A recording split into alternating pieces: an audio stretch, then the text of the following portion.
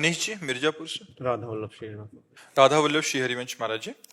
महाराज जी, आपने कई बार सत्संग में बताया कि हमारे अंतःकरण पर 3 गुणों का प्रभाव पड़ता है। आपकी कृपा से ही हम अधम जीवों पर सतोगुण का प्रभाव आने पर शरीर पुलकित होने लगता है, अतः अशुभ प्रभाव भी होने लग जाता है, वाणी से शब्द भी नहीं निकलते। परंतु महाराज जी, आप तो प्रेम के समुद्र होते हुए भी व्यवहारिक क्रिया कैसे कर लेते हैं? ये हमें खुद पता नहीं, ये हमें खुद पता नहीं। तो इन लोगों ने भी प्रश्न किया था, ये हमें खुद पता नहीं। बस इतना जरूर बताते हैं कि जैसे किसी का सिस्टम हैक कर लिया जाए ना और वो चलावे, तो फिर उसका कोई बस तो रहता नहीं, क्योंकि सिस्टम हैक हो गया। तो हमारा पूरा सिस्टम हैक हो चुका है, हमारे सिस्टम को चलाया जाए। अब समझ पाओ तो समझ पाओ, सिस्टम को हैक कर लिया गया और चलाने वाला चला रहा है, हम केवल देख रहे हैं, हम चला नहीं पा रहे। ये हमारे चलाने से नहीं है, ये सिस्टम हैक कर लिया गया है। जब मैं था तब हरि नहीं, अब हरि है मैं ना है। तो कैसे जो पास रहते हैं वो जानते हैं कि हमारे बस का नहीं, ये जो भी हो रहा है ये सब प्रभु स्वयं संचालन कर रहे हैं, मेरे बस का नहीं, मेरे बस का नहीं। तो ये सारा का सारा खेल प्रभु के हाथ का है। भाई जी हनुमान प्रसाद पोद्दार जी ने जयदयाल गोयनका जी को लिखा, अब हमारे हाथ से कोई भी कार्य नहीं हो पाएगा।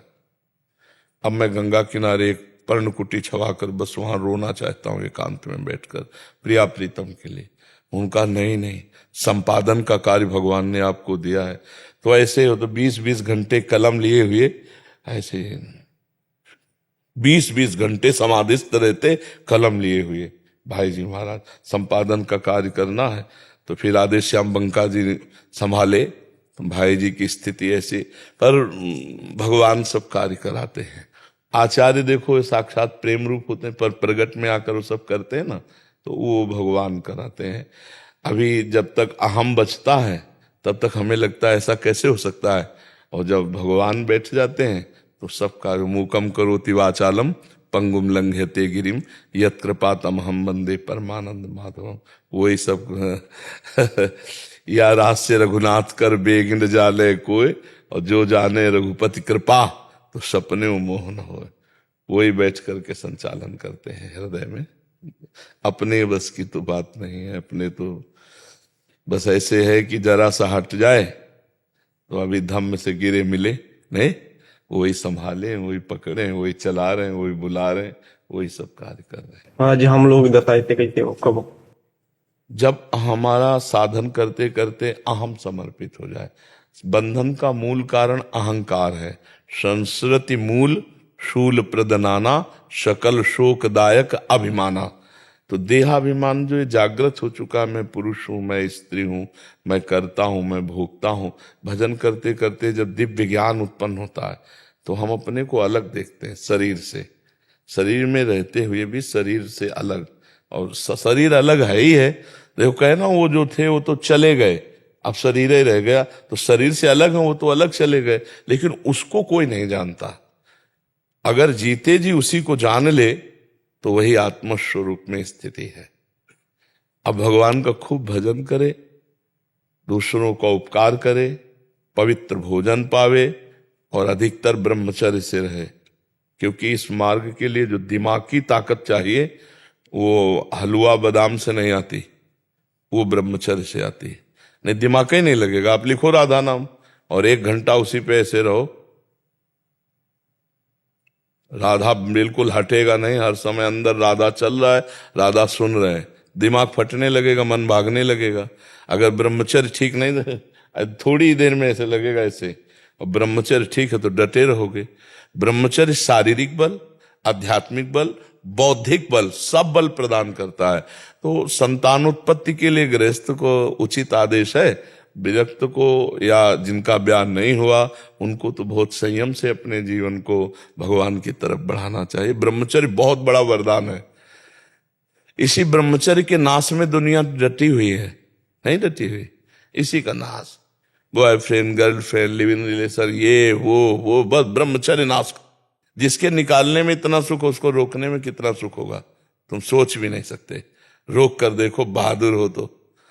जैसे अपने को लोग बहुत वीर मानते हैं, हम कहते हैं वीर बहादुर हो तो वीर को रोक के देखो।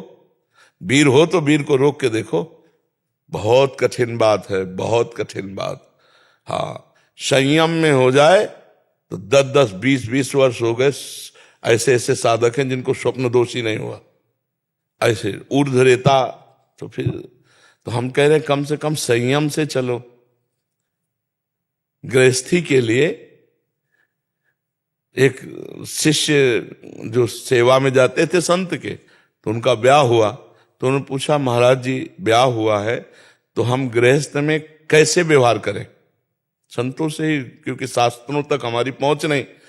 तो उन्होंने कहा कि उत्तम बात तो यह है कि संतान उत्पत्ति के लिए ही केवल शास्त्र आदेश करते हैं। तो उनका गुरु जी ऐसा तो नहीं हो सकता, गृहस्थी में है कि संतान उत्पत्ति के लिए। तो उनका 1 वर्ष में एक बार, गुरु जी 1 साल में एक बार तो दोनों का रह पाना बहुत कठिन होगा। तो उनका 6 महीने में एक बार। तो उनका गुरु जी 6 महीना भी बहुत होता है। तो उनका फिर आखिरी बात है, धर्मशास्त्र जो आदेश करते हैं, माताएं बहनें जब मासिक धर्म से युक्त हो जाती है और पवित्र हो जाती है तो फिर 1 महीने में एक बार का ऐसा। तो उनका कि गुरु जी महीने में एक बार बहुत कठिन होता है। तो उनका कफन ले और माथे में बांध ले, जो मना सकता है, मतलब मृत्यु को सर में बांध ले, जो मना वैसो करो। शास्त्र जो आदेश करता है उसके अनुसार चलोगे तो सुखी रहोगे। जब तक ब्याह ना हो तब तक ब्रह्मचारी रहे। ब्रह्मचर्य बहुत बड़ा व्रत है, बहुत बड़ी अमृतत्व है उसमें। मतलब भगवान की कृपा से ब्रह्मचर्य में बहुत बड़ी ताकत। ब्रह्मचर्य से रहो, भगवान का नाम जप करो, हर समस्या का समाधान है। हर समस्या से लड़ने की सामर्थ्य आप में रहेगी, आप में एक दिव्यता रहेगी, आप में सारी दिव्यताएं आप में है। पर दिव्यता की खोज तो कोई करने चल नहीं रहा और दिव्यता नष्ट करके भोगों में अपना नाश कर रहा है। नए आज सत्संग में यही कह रहे थे कि नौजवान जवान बच्चे घुटने दर्द कर रहे, कमर दर्द कर रहे, दिखाई नहीं दे रहा, ये परेशानी वो परेशानी, और मनमानी आचरण करते हैं। तो अगर हम सही ढंग से चले तो हमारे अंदर दिव्य शक्तियां हैं, हम उन दिव्य शक्तियों को जागृत करें। जिधर जो चाहो आप प्राप्त कर सकते हो, जो चाहो। यही तो मनुष्य जीवन की दिव्यता है। पर यहां चाह इतनी गंदी हो गई कि हम दिव्यता की तरफ बढ़ ही नहीं पा रहे, उसी में गिर पा रहे, उसी में गिरते चले जा रहे हैं जी। बस हमारी सबसे अपनी तरफ से प्रार्थना है, ज्यादा शास्त्र की बातें तो नहीं समझ पा रहे हो। एक बात हमारी केवल समझ लो, सब प्रश्नों का उत्तर है। यदि आपका चरित्र पवित्र है, बच्चा हो, बच्ची हो, जवान हो, बूढ़े हो, आपका चरित्र तो समझ रहे ना, चरित्र पवित्र। यदि आपका चरित्र पवित्र है और आप कोई नशा नहीं करते, मांस आदि नहीं खाते और नाम जप करते हो, इतने से सब हो जाएगा। ज्यादा मतलब शास्त्र का ज्ञान तो बहुत कठिन है, सहज बात समझ लो। तुम्हारा जीवन पवित्र मतलब चरित्र पवित्र। ओ अंग्रेजी में एक कहावत, हमको तो अंग्रेजी आती नहीं लेकिन उसका अर्थ आता है। उसके में है कि जिसका धन गया उसका कुछ नहीं गया, और जिसका स्वास्थ्य गया कुछ गया, और जिसका चरित्र गया सब कुछ गया। और आज के नौजवानों का क्या विचार है, चरित्र में गया तो कुछ। देखो ना, चरित्र के महत्व को ना समझने के कारण नौकरी के लिए, लोभ लालच के लिए, मनोरंजन के लिए अपने चरित्र को बेच रहे। उल्टा है ना। हाँ, अंग्रेजी में क्या कहते हैं, Money is lost, nothing is lost. If health is lost, something is lost. हाँ। If character is lost, everything is everything lost. तो अरुणा सोनी जी, काशी से।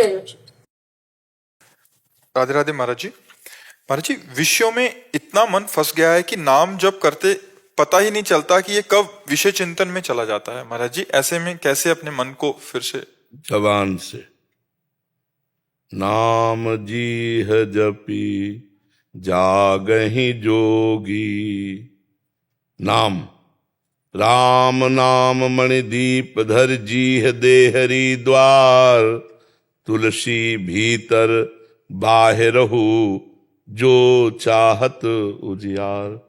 यदि शुद्ध ज्ञान चाहती हो, निर्वासनिक स्थिति चाहती हो, तो जबान से नाम जप करो। उपांश जप रहे हैं, कोई जान भी नहीं रहा क्या कर रहे हैं, पर जबान हिलनी चाहिए।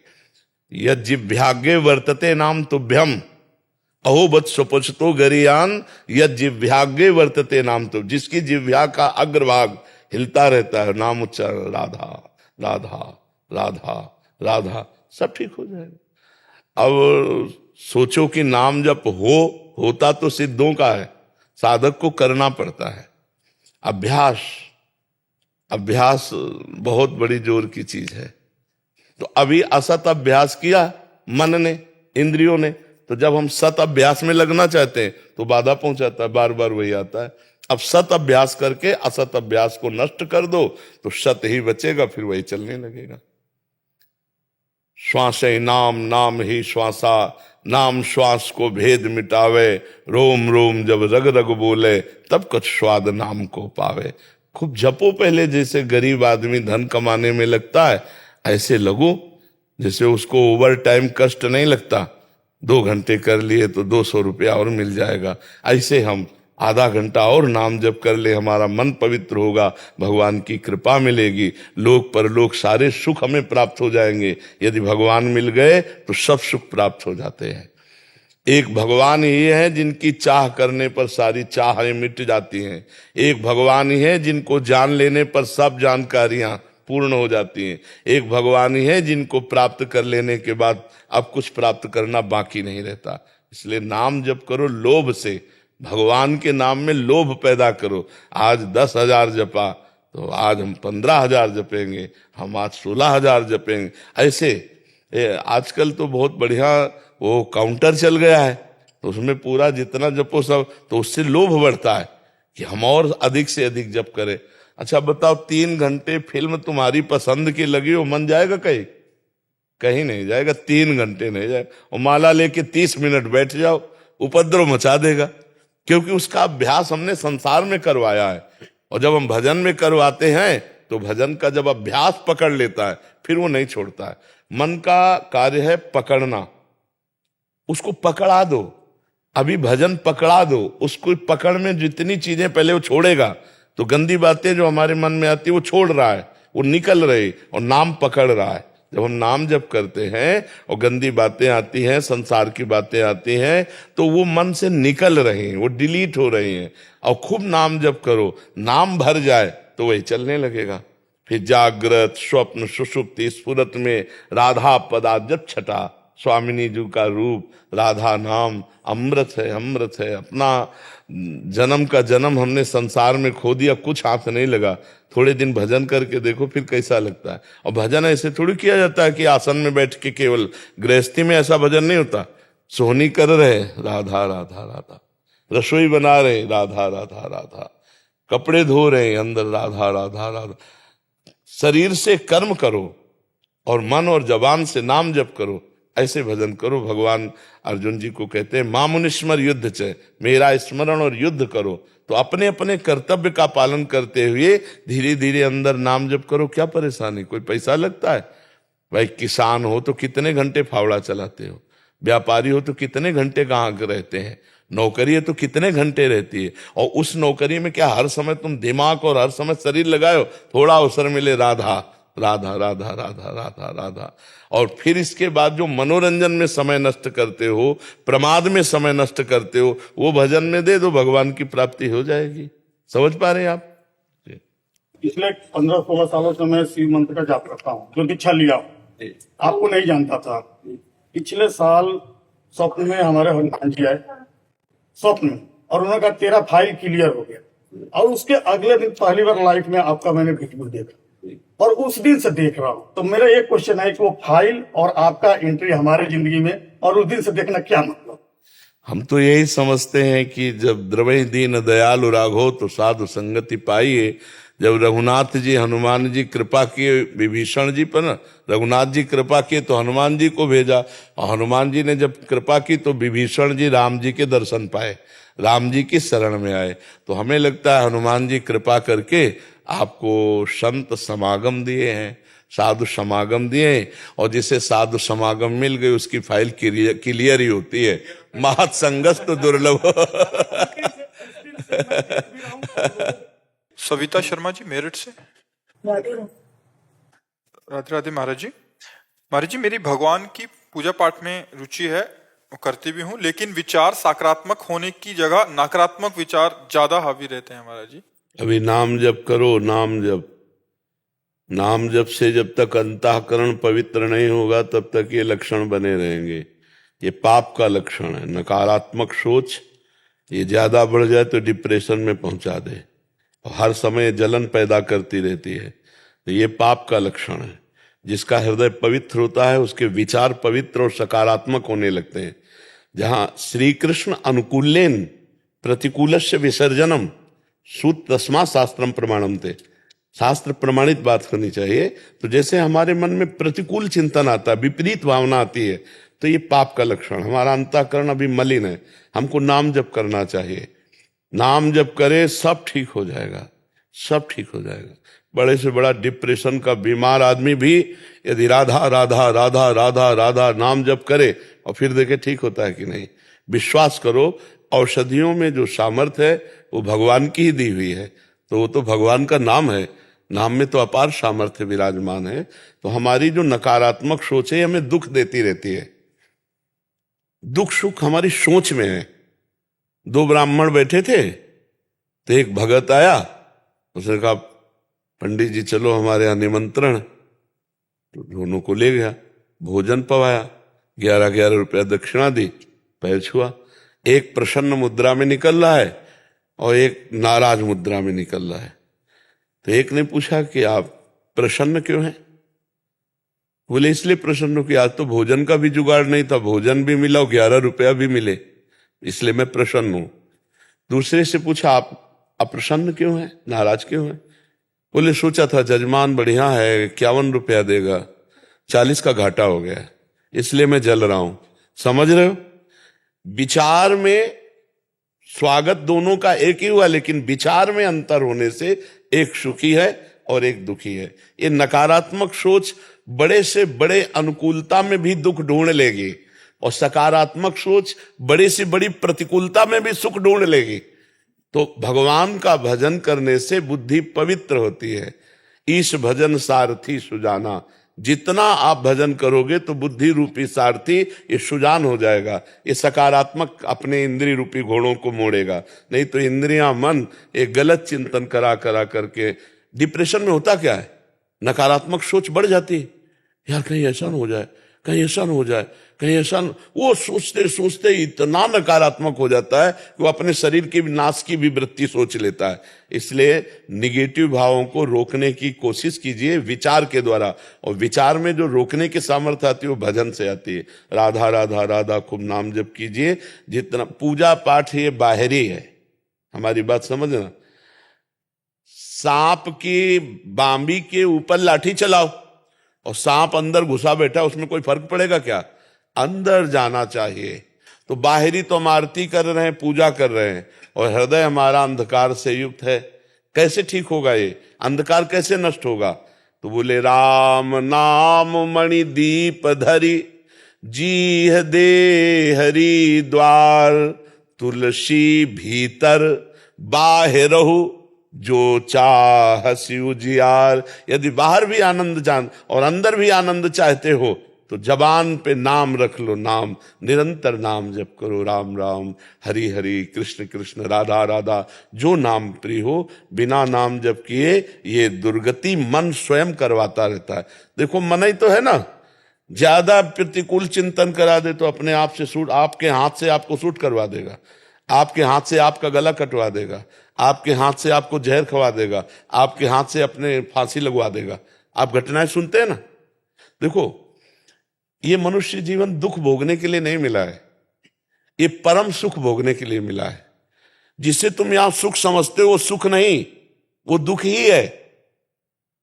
समझ पड़ती नहीं है, गिरधर की बाया है। दुख यो नया भगवान ने लिख दिया है इस पूरे संसार को। दुखालयम अशाश्वतम, परिणाम में तुम्हें दुख मिलेगा और परिणाम में इन सबका नाश होगा। ये सब कुछ नाशवान है। तो नाशवान से शाश्वत खरीद लो, नाशवान से अविनाशी खरीद लो। सुंदर भोग बनाया, ठाकुर जी को लगाया, देखो भगवान प्रसन्न होंगे उससे। ये नाशवान शरीर है, इससे खूब अच्छे कर्म करो, दूसरों को सुख पहुंचाओ, नाम जप करो, सत्य से चलो, अभी आनंद आ जाए। इसलिए नाम जप करो, नहीं तो बुद्धि ही तुम्हें दंड देगी निगेटिव सोचवा के। बेमतलब नकारात्मक सोच बेमतलब जलाती रहती है, कोई मतलब नहीं, और अंदर ही अंदर जलता रहता है इंसान। और सकारात्मक सोच आनंद देती रहती है। तो जब भजन करोगे तो सोच सकारात्मक हो जाएगी, और भजन विहीन जीवन नकारात्मक सोच में बढ़ जाता है। और वो इतना नकारात्मक, उसे हर जगह डर लगने लगता है, भय सता जाता है, चिंता, उद्विग्न, शोक, विषाद, ये उसे घेर लेते हैं। इसलिए गोस्वामी जी ने एक दोहे में कहा, तब लगी कुशल न जीव कहूं, सपने हूं मन विश्राम, जब लगी भजत न राम कहूं, शोक धाम तज काम। 24 घंटे में तुम 24 मिनट हमें दे दो, सब ठीक होना शुरू हो जाएगा। क्या 24 मिनट? ठीक 24 मिनट घड़ी से देख के राधा राधा राधा राधा राधा राधा राधा, फिर आपके देखो 24 घंटे कैसे जाते हैं। 24 मिनट देने में क्या परेशानी? 24 घंटे में भगवान ने तुम्हें इतना बड़ा जीवन दिया है, और तुम्हें 24 घंटे में 24 मिनट केवल भगवान के लिए देने, वो भी परिणाम में लौटकर तुम्हारा ही मंगल होगा।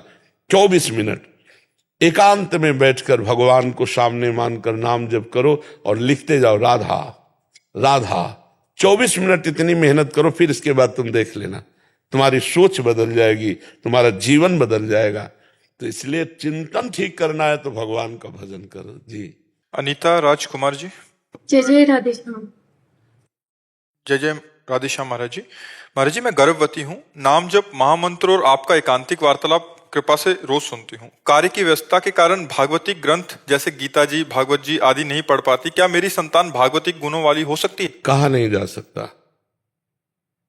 ध्रुव जी महान भागवत हुए, और उनके वंश में महाराज बेन हुए, बहुत ही दुष्ट स्वभाव के, नीच प्रवृत्ति के।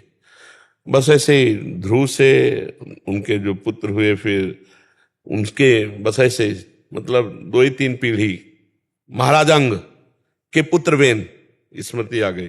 उनकी माँ का नाम सुनीता और पिता का नाम महाराज अंग और पुत्र का नाम बेन। महान धर्मात्मा जो अंग थे, महान धर्मात्मा, भगवत भजन करने वाले। और माँ जो थी वो अधर्म के वंश की थी। माँ का विशेष प्रभाव पड़ने के कारण पुत्र में दुष्टता इस कोट की आ गई कि महात्माओं ने मार डाला। जब राजा बनाए गए तो घोर अत्याचार, घोर पापाचार, तो बहुत से सिद्ध संतों ने जाके उन्हें मार दिया। फिर उनकी दाहिनी भुजा से भगवान पृथु और बाई भुजा से महारानी अर्शी प्रकट हुई। तो अब ये नहीं कहा जा सकता कि हम नाम जप कर रहे हैं, हम कथा सुन रहे हैं, इसका प्रभाव पड़ सकता है, पड़ता है। पर अगर पूर्व संस्कार प्रारब्ध, तो जैसे महाराज उग्रसेन, महान धार्मिक भगवान के भक्त, लेकिन उनका पुत्र कंस बिल्कुल धर्म विरोधी। तो ऐसे कई जगह पाया गया।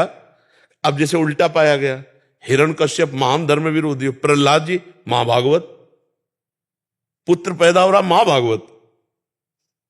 और ये नहीं कि नारद जी से ही उनकी बुद्धि बदली, नहीं, नारद जी ने देखकर कहा था इसके गर्भ में वो मां भागवत है, देवराज इंद्र तेरी क्या सामर्थ्य है, काल भी नहीं मार सकता उसको जो इसके गर्भ में, क्योंकि प्रहलाद जी गर्भ में थे। तो इसका ठीक निर्णय एकदम नहीं किया जा सकता, पर शास्त्रीय पद्धति है।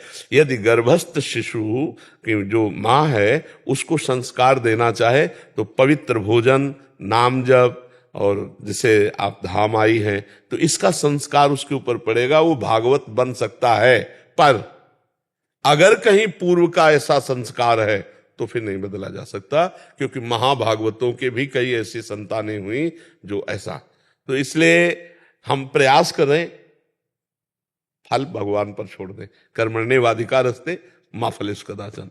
क्योंकि अगर कह दे हाँ ही, तो ऐसे कितने उदाहरण हैं कि माता पिता बड़े साधु स्वभाव के और बड़े धार्मिक प्रवृत्ति को, पुत्र बड़ा दुष्ट। और कितने ऐसे उदाहरण कि माता पिता बड़े दुष्ट स्वभाव के, पुत्र बड़ा धार्मिक और बड़ा साधु स्वभाव का, तो इससे पूर्व का प्रारब्ध भी बल लगाता है। तो अगर पूर्व का प्रारब्ध जोरदार हुआ तो वो भक्त बन जाएगा। अगर पूर्व का प्रारब्ध हे प्रवृत्ति में जाना है तो आपका भजन उसकी सुरक्षा करेगा, उसको बढ़ाएगा, पर वो भक्त ही बनेगा ऐसा नहीं कहा जा सकता। प्रभु से प्रार्थना करें कि ऐसा भक्त बालक पैदा हो तब भी महाराज जी, अगर कर्म उसके वैसे हैं खुद के भी और बच्चे के भी, तो फिर वैसा हाँ, फिर तो मंगल ही होगा। लेकिन कभी कभी बहुत संस्कार के बुरे प्रारब्ध वाले बच्चे, अब जैसे आत्मदेव ब्राह्मण कितना भजनानंदी, कितना धर्मात्मा, जिससे पुत्र के रूप में धुंधकारी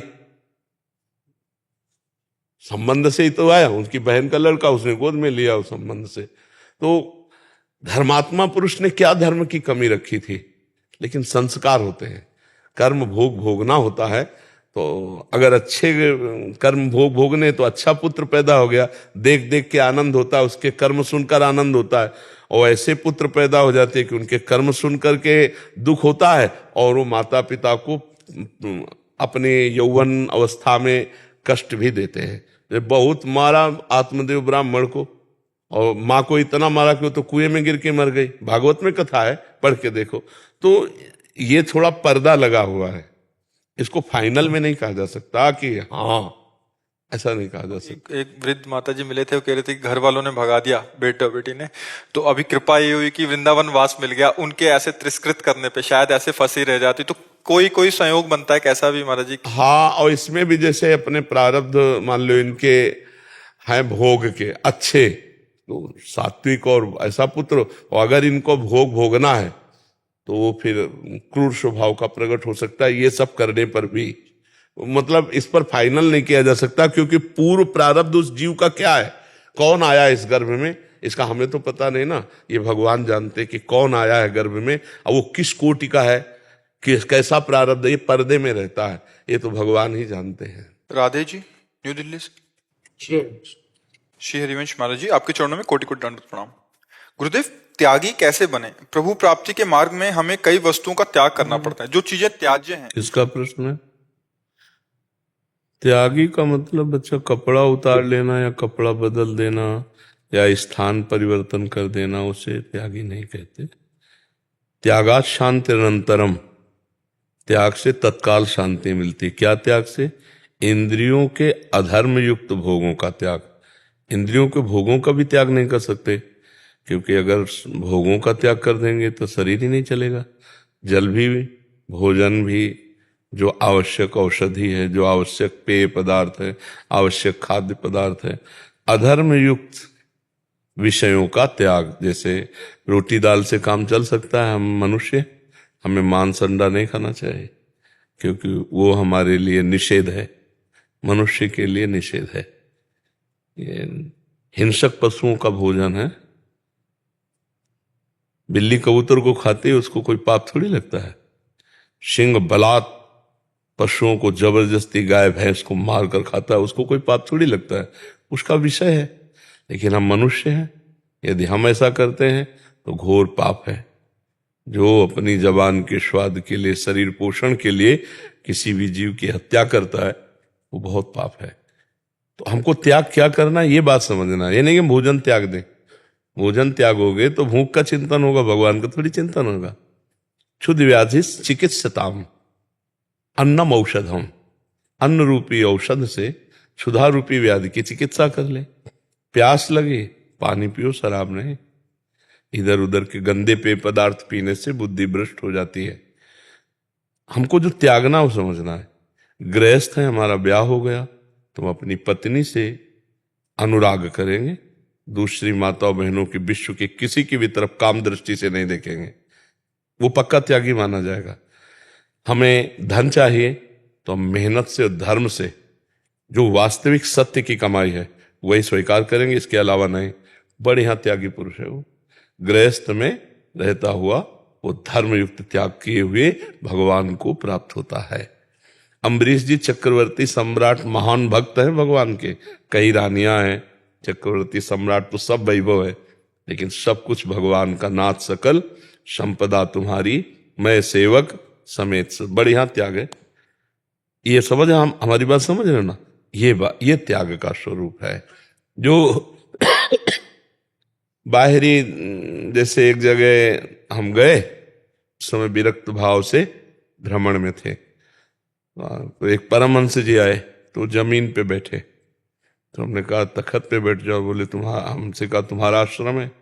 कहा नहीं महाराज जी, हम भी भ्रमण करते हुए यहाँ आए, और दूसरी बात बेटा मैं वहां बैठता हूँ जहां से उतारा ना जाऊं। तो बोले मैं जमीन पे बैठा हूँ, यहाँ से उतारा तो जाऊं। तो हम कहा नहीं महाराज जी, यहाँ के जो महाराज हैं बड़े त्यागी हैं। बहुत जोर से ऐसे जैसे बच्चा हंसता है, तो सशंकित भाव से देखा, तो हम कई दिन वहां रुके थे, तो उनका ये सब बना हुआ और त्यागी है। महाराज जी पैसा छूते नहीं। फिर और हंसे, छूते नहीं तो आता कहां से? हमका कपड़े में बंधवा लेते हैं ऐसे। ये सब नाटकबाजी, त्याग नहीं है ना? त्याग का मतलब है कि जितनी हमें आवश्यकता है, अगर हमें औषधि के लिए 100 रुपये की आवश्यकता है, बिना मांगे आ रहे हैं, उनको रख लेंगे। हमको उसका अनुचित व्यवहार नहीं करना, त्याग को समझना थोड़ा नहीं। अब जैसे वाणी का, बोलने का त्याग, अब मौन है। महाराज समझे नहीं? अब पूरा चित्त वृत्ति उसके समझाने के लिए बोल रहे। अरे एक बार बोल दे, को उठा के लिया, खत्म के लिए। नहीं, हम अपनी वाक शक्ति को बर्बाद कर रहे हैं, ना कि संचय कर रहे हैं। त्याग को समझने की आवश्यकता है। हम गंदी बात नहीं बोलेंगे, कटु वाक्य नहीं बोलेंगे, किसी का अहितकर नहीं बोलेंगे, मृदु बोलेंगे, सत्य बोलेंगे, मधुर बोलेंगे। अब हो गया, बढ़िया हो गया। राधे श्याम, आवश्यक बात कर ली, ये वाणी का त्याग। ऐसे त्याग को समझना होगा। जो एक बाहरी त्याग प्रदर्शन है, उससे आत्म शांति नहीं होती। ठंडी लग रही है, उचित जो आपके पास अर्थव्यवस्था, उससे कपड़े पहन लिए, या जो भगवान ने वस्त्र दिया उससे ढक लिया, और भगवान का चिंतन करें। अगर वास्तविक हमारी क्षमता है कि वस्त्र रहित रहकर निरंतर भगवदाकार, बढ़िया है। अगर नहीं तो कितने जीव वस्त्र रहित रहते हैं, उनको क्या भगवत प्राप्ति हो जाती है? कितने जीव अन्न नहीं पाते, केवल फल पाते हैं, क्या उनको भगवत प्राप्ति हो जाती है? कितने जीव जल में रहते हैं, केवल जल में ही पीते हैं, जल में ही रहते हैं, क्या उनको भगवत प्राप्ति हो जाती है? कितने जीव माटी में रहते हैं, केवल मिट्टी खाते हैं, क्या उनको भगवत प्राप्ति हो जाती? कितने जीव वायु पीकर रहते हैं, उनको क्या भगवत प्राप्ति? भगवत प्राप्ति भगवत चिंतन से होती है। जिससे हमारा चिंतन सुरक्षित रहकर भगवान के चिंतन में लगे, वही त्याग सार्थक है। नहीं तो सो सब धर्म करम जरि जाऊ, जह न राम पद पंकज भाऊ। जोग कुजोग ज्ञान अज्ञानू, जहां नहीं राम प्रेम प्रधानु। समझ पा रहे बच्चा हमारे? कोई कहे कि हाँ हम आपने काम कर दिया हमारा, हम अपनी खुशी से कोई उपहार या आपको दे रहे हैं, तो वो लेना चाहिए? नहीं, उस समय नहीं, उस समय नहीं। इस समय हमने सरकारी ड्यूटी निभाई है, हमने कोई पर्सनल काम नहीं किया है, इसलिए हम शाबाशी के पात्र नहीं, क्योंकि हमारे पास सब है, बिल्ला है, वर्दी है, ये सरकार की है, और ये मेरा कर्तव्य था, मैंने कर्तव्य कर्म किया, और ये जो कार्य किया इसमें हमें तुम्हारी शाबाशी की जरूरत नहीं, क्योंकि मैं भारतीय सरकार का आदमी हूं। आप इस पर कोई समझ रहे हो ना? हाँ, दान लेने की आवश्यकता नहीं है, क्योंकि बाबा जी नहीं है, और शाबाशी तुमसे चाहिए नहीं, क्योंकि हमने अपने कर्तव्य का पालन किया है। भगवान ने हमको जो ड्यूटी दी उसका हम निर्वाह करते हैं। अच्छा आप बताइए, आपने खुशी से उसको दिया, दूसरे ने कैमरे में कैद किया, बचोगे? आप कहोगे कि नहीं साहब हमने तो ये तो ऐसे खुशी से दे रहे थे? आपकी सफाई नहीं काम आएगी, आप रंगे हाथ पकड़े जाओगे, दोषी ठहराए जाओगे। ऐसा हमें लगता है कि ये बहुत बड़ा धर्म का विषय होगा। महाराज जी, कई अधिकारियों के घर के बाहर लोग तोहफे रख जाते हैं कि हमारा आपने ये काम किया, हम आपको तोहफे में दे रहे हैं। हाँ, तो उनको दूसरों को तोहफा दे देना चाहिए, गौशाला में देना चाहिए, जहां हजारों गायें भूखे रहती हैं, वहां उनका पोषण होता रहेगा। धर्म का पैसा भाई, हमारी बात मान लो, वो तुम्हारे परिवार को सुखी रखेगा। अगर अधर्म का पहुंच गया तो आतंक मचा देगा, ये पक्की बात है, पक्की बात है। 100 के 100 मर गए अधर्म के कारण। जो कुरुवंशी पांडव का विरोध, पांडव की संपत्ति छीन, 100 के 100 मर गए, और 18 अक्षोणी कटी केवल इसी अधर्म के खेल से। तो मुझे लगता है जैसा शास्त्र सम्मत विषय है कि धर्म तो एक धर्म ही है। देखो, हम पुरानी तुम्हें बात कह रहे हैं कि गांव के लोग 100 रुपया का गेहूं बेचा था, तो 10 रुपया उसमें एक्स्ट्रा आ गया, तो जब घर में गिना गया तो 110 थे। तो पिताश्री ने कहा, ये 100 सहित लेके जाओ, पहले 100 रुपया भी लो और जाओ, और उनको गिनवाओ कि 10 ज्यादा थे और दे के आओ, तो फिर वापस आओ। पानी भी नहीं पीने दे, जाओ, बेईमानी नहीं, 10 रुपया एक्स्ट्रा रख लेना, बेईमानी होगी। कितने पवित्र लोगों के स्वभाव होते थे। कहीं कोई बाहर भूला भटका शाम के आ गया तो दामाद की तरह घर में रखते, खाओ पियो, दरवाजे में आराम से पढ़ो, उसकी सुरक्षा। आज विश्वास, पवित्रता, ये सब, पति पत्नी में विश्वास नहीं, माता पुत्र में विश्वास नहीं। आप संबंधों की देखो धज्जियां उड़ रहे, फिर अतिथि पर विश्वास, अतिथि कैसे विश्वास, तो धर्म का ह्रास होता चला जा रहा है। आप देखो ना, धर्म का पहले था कि अगर आप हमारी शरण में आ गए तुम अपना गला कटवा सकते हैं, आपका बाल माका नहीं होने देंगे, धर्म था ना। अब ऐसा नहीं है, ये सब धर्म का ह्रास होता चला जा रहा है। ये धर्म है, अतिथि धर्म, शरणागत की रक्षा का धर्म, पतिव्रत धर्म, बहुत से धर्म है। भगवान जो कह रहे हैं अपने अपने कर्तव्य का पालन करो तो सब यज्ञ है। अगर यज्ञ के अवशिष्ट भाग को सेवन करोगे तो तुम मुझे प्राप्त होगे, और मनमानी करोगे तो फिर पतन हो जाएगा। और आज पतन ही ज्यादा हो रहा है, नहीं हो रहा, वासनाओं के खेल हो रहे हैं, वासनाओं के खेल हो रहे हैं। सब अंदर से देखिएगा आप, धर्म के लिए ऐसा नहीं कि नहीं है, बिरले ही हैं। वासनाओं के लिए चाहे हम कुछ भी करते हो, हमारा उद्देश्य अगर वासना का है तो सब बेकार है, और उपासना का है तो सब बढ़िया है। कुछ भी करो, अपने अपने धर्म के अनुसार कुछ भी जो है कर्तव्य कर, वो भगवान को अर्पित कर दो, उपासना बन गई। और कुछ भी करो अच्छे से अच्छा, अगर अंदर से वासना का खेल है तो वो सब बेकार हो गया। बस यही बात समझाना है कि अंदर से समझ लो, अलग से कुछ नहीं करना। आप व्यापारी हो, ईमानदारी से सामान को बेचो, जितना मुनाफा उचित है उतना मुनाफा लो। बिल्कुल सब कोई जानता है कि मुनाफे के लिए ही व्यापार होता है। झूठ के बोलो, जैसे कहते हैं ना, झूठ बोले बिना व्यापार नहीं। क्यों? हम व्यापार किए तो अर्थ के लिए किए। 100 की सामान लाए, 20 रुपया अगर उसका उचित मुनाफा है तो हम उचित मुनाफा बोल देते, ऐसे चला जाता है। पर आजकल कहते हैं कि बिना झूठ के काम ही नहीं चलेगा, मतलब बिना अधर्म के काम नहीं चलेगा। ऐसा कैसे हो सकता है? हमें लगता है कहीं भी झूठ की आवश्यकता नहीं। अगर हम सत्य पे चले, धर्म पे चले, तो कहीं भी झूठ बोलने की, आज भी कलयुग है तो क्या हुआ, पर अब झूठ की सत्ता हो गई है। झूठे ही लेना, झूठे ही देना, झूठे भोजन, झूठ चबेना। हेलो, कहाँ हो आप? अब वहां बगल वाली गली में, बोले इस समय तो मथुरा में है। आज नहीं, झूठ बोलना मोबाइल, झूठ बोलना खानपान, झूठ बोलना क्रिया व्यापार, तो नहीं असत्य संपातक पुंजा, बुद्धि मलिन होती चली जाती है। किराज जी बीकानेर से। राधे राधे। राधे राधे महाराज जी। महाराज जी, आत्मविश्वास और अभिमान को कैसे परखा जाए? हमारे अंदर का आत्मविश्वास कब अहंकार में परिणत हो जाता है, उसका ज्ञान कैसे? आत्मविश्वास का आप क्या स्वरूप, किसका है प्रश्न, किसका है? आत्मविश्वास का आप क्या स्वरूप समझते हैं? जैसे कोई कार्य पूर्ण हुआ, मैंने पूरा किया, ऐसा लगना आत्मविश्वास है? कैसा, मतलब आपने आत्मविश्वास को क्या देखा कि मैंने ऐसा किया? किसी कार्य की सफलता होने पे आत्मविश्वास, वही मैं पूछ रहा हूं। तो उसमें अगर आप भगवत कृपा देखें, नहीं कि भगवान की बड़ी अहेतुकी कृपा हुई कि इस कार्य में मुझे क्षमता दी कि मैं सफलता प्राप्त करूं, और सफल हुआ। मूल में तो भगवान ही है ना। जैसे ये तुम्हारा रूप है तो भगवान ने रचा है ना, आपकी तो इसमें कहीं कोई कारीगरी नहीं ना। तो आप में जो पावर दिया है बौद्धिक और शारीरिक, वो किसके द्वारा दिया हुआ है? भगवान के द्वारा। तो जितने भी कार्य पूर्ण होते हैं वो दो से ही होते हैं, बौद्धिक स्तर से और शारीरिक क्षमता जो हमारी होती है। कोई बौद्धिक स्तर के कार्य होते हैं, कोई शरीर बल से पूरे होते हैं।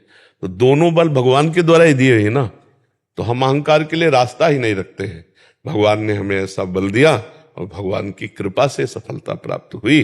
तो इसे परम पवित्र विश्वास आपका दिन प्रतिदिन भगवान के प्रति बढ़ता जाएगा और आपकी जीवन की यात्रा पूर्ण होगी। जब हम इसको इस रूप में लेते हैं कि मैं सबसे अच्छा सफल हुआ, तो फिर अहंकार आ जाता है इसमें। यदि हम बीच में भगवान को नहीं लाते तो फिर अहंकार आ जाता है और फिर उसका पतन होता है, फिर उसका पतन होता है। भगवान से जो जोड़ दिया जाता है वो परम पवित्र, और जो मैं से जोड़कर संसार को जोड़ दिया जाता है वो अपवित्र हो जाता है। तो वो मैं के साथ जो जुड़ा प्रकृति का अंश उसे मलिन कर देता है। इसलिए परमात्मा को बीच में लाना अति अनिवार्य है। कहो मत वाणी से, वाणी से तो यही है कि आपको इनाम मिल रहा है, आप हर्षित हो रहा है, पर आपको अंदर से कि ये सब मेरे भगवान की कृपा से हुआ है, क्योंकि उस परमात्मा ने मुझे बुद्धि दी, मुझे बल दिया, उन्हीं के बल से बुद्धि से ये सब काम हुआ। तो अंदर ही अंदर हम खुशी होकर उसकी जय मना रहे हैं। अगर हम हार जाते हैं तो फिर वो भी भगवान की हाँ, सुख दुखे समय कृत्वा लाभा लाभो जया जयो, यही सच्चे भक्त की पहचान, यही सच्चे ज्ञानी की पहचान। ठीक है ना, बहुत अच्छे, ऐसे चलो।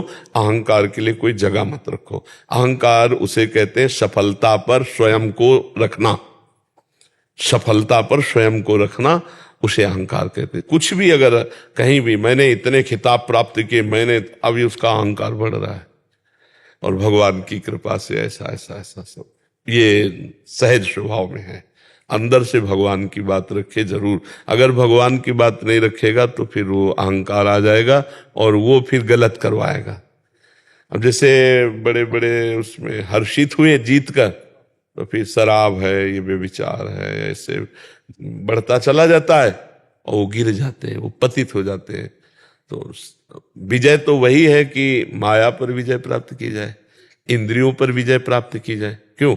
अगर आप विजयशील जगत में हो तो सच्ची विजय है कि आप अपने पर विजय प्राप्त कर लो, आपसे कोई गंदा काम ना हो, किसी का अहित ना हो, आप इंद्रियों पर विजय प्राप्त कर लो, मन पर विजय प्राप्त कर लो, तो सच्चे विजयी होगी कि नहीं?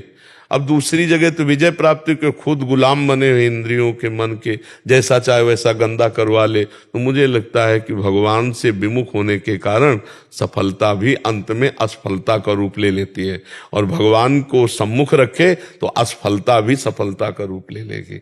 जैसे पांडवों को वन वन भटकना पड़ा, पर हस्तिनापुर के सिंहासन पर पांडव ही बैठे।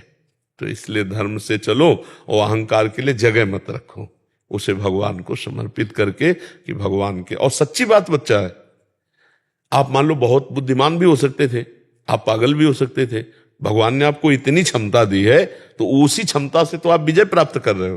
तो है ना भगवान की दी हुई बुद्धि, भगवान का दिया हुआ बल। नहीं मान लो आपका शरीर ऐसा है और ऐसा बना, आप चाहो तो ऐसा बन जाता, लेकिन भगवान ने जैसा चाहा वैसा तुम्हें कर्म के अनुसार दे दिया।